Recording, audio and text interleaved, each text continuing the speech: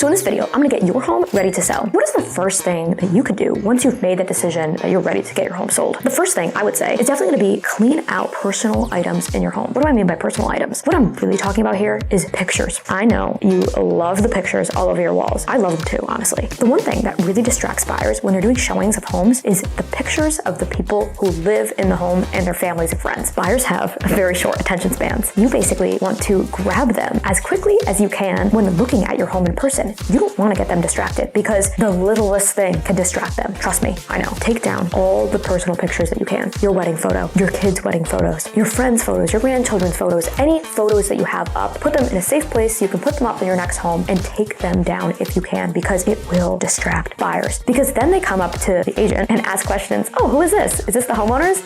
Is this their daughter? Is this their husband, wife, boyfriend, girlfriend? You get all these different questions. So it's very, very distracting. And then as an agent, you try to get them back on track to the property and what they would love about the property and how it would affect their life. But they already kind of gone down a tangent of who the homeowner is and who are these people. I know it sounds extreme, but trust me, I've seen it hundreds of times, maybe even thousands of times at this point, that buyers get very, very distracted. This is the easiest way to distract a buyer. So just take the pictures down. That way you don't have to deal with it. So another thing that I like to recommend is getting a professional home cleaning done. Now, I say professional because you can definitely clean your home yourself. Selling a home requires a very, very deep cleaning because buyers are going to be going in all different types of places. Closets, crawl spaces, nooks and crannies of the bathrooms. Like, they're really, really, really going to be looking at your property. So I say just get it professionally cleaned. There are companies and cleaning teams that specialize in move in, move out cleanings. And even though you're not moving out per se yet, they know what to do and they know how to work around your furniture. So I would say just go that route. Now, another thing I typically recommend is to do light repairs and light painting. What do I mean by light repairs? Say if a doorknob is broken or a handle on a kitchen cabinet is broken, things like that are just an eyesore and can be fixed very relatively easy, I would say to get done. If you've watched any of my other videos, you probably know I'm very, very against major renovations and major repairs. And here's why. I see so many homeowners put all this money into renovations right before selling their home, and they don't end up getting the money back. Typically, for every dollar that is spent on a renovation, you're typically only seeing about 60 cents